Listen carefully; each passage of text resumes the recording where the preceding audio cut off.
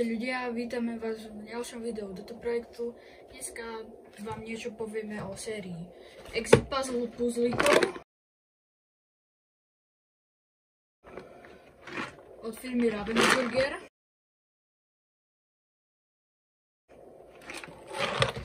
Sú to také puzzlíky, ktoré musíte dostávať a po vyriešení puzzlíkov musíte vyriešiť ešte hádanku. Čiže teraz si povieme, že ako ich skladáte, ako vyriešite hádanku a aké sú série. Je viac sérií, ale my tu máme doma dve. Jedna je Kids Exit Puzzle, to je do 9 rokov.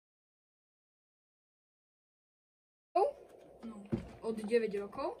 A je len menší počet, 368 puzzlíkov. A potom je ešte tá normálna verzia Exit Puzzle. To nie je už Kids. A tam má 759 puzzlíkov. Ešte sú nejaké špeciálne edície alebo iné série. My máme doma zatiaľ len tieto. Ale tie majú možno aj 900 puzzlíkov. Podľa toho, aké si vyberiete, tak budete mať vlastná obťažnosť. Tu dole sú všetky informácie, tu je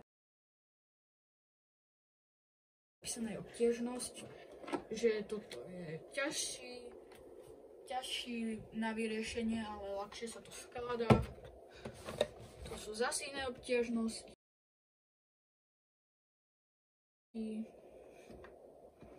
A aj tu.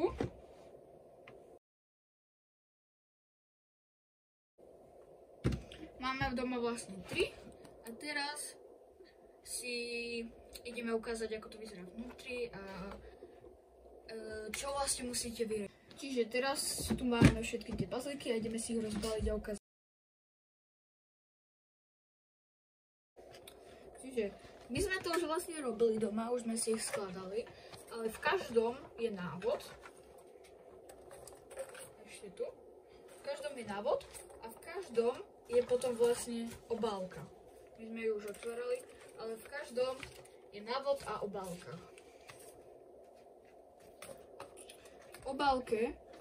Obálku na začiatku neotvárajte.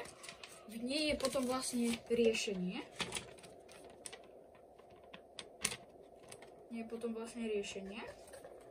Toho tej úlohy. A otvoríte ju, až keď nebudete vedieť tú úlohu vyriešiť, alebo keď ju vyriešite a chcete sa pozrieť, čo máte spravené. Vlastne návod je to vlastne nemecké puzzle, ale dá sa v pohode zohnať naozaj aj na Slovensku. Je vlastne aj návod po slovensky, čiže úplne v pohode. Máte tu krátky text, o čo ide, že aký je to príbeh, potom čo sa stalo, ako môžete pomôcť vlastne tým, že to skladáte. Vlastne vy poskladáte puzzle a potom na každom vlastne máte aj QR kód na vode. Keby ste nevedeli si rady,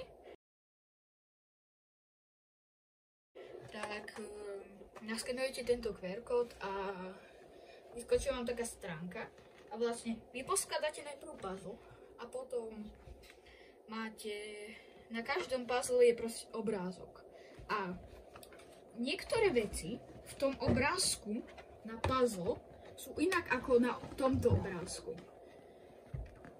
Alebo na tomto. Že tie veci sú inak. Niektoré. Inej farby alebo inak je to ukázané.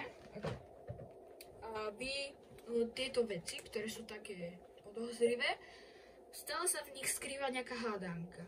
Buďže koľko niečoho je niekde na mape, napríklad, že je papierik s rybkami a vy musíte nájsť, že koľko kde je takých rybiek a potom vám vyjde vlastne dvoj, troj alebo štvorciferné číslo, na každom je to inak. A potom po kraji tých puzzlíkov, ako ste skladali, tak sú niektoré puzzlíky s takými číslami malými. A vám, keď napríklad v jednom puzzle vyjde číslo jedno, tak pohľadáte na boku, či to číslo je tam a ak tam je, tak si ho zoberiete. V každom je nejakých 6, myslím, že úloh poskrývaných v obrázku a vy vlastne nájdete 6 tých puzzlíkov a potom z toho vlastne poskladáte ten výsledok.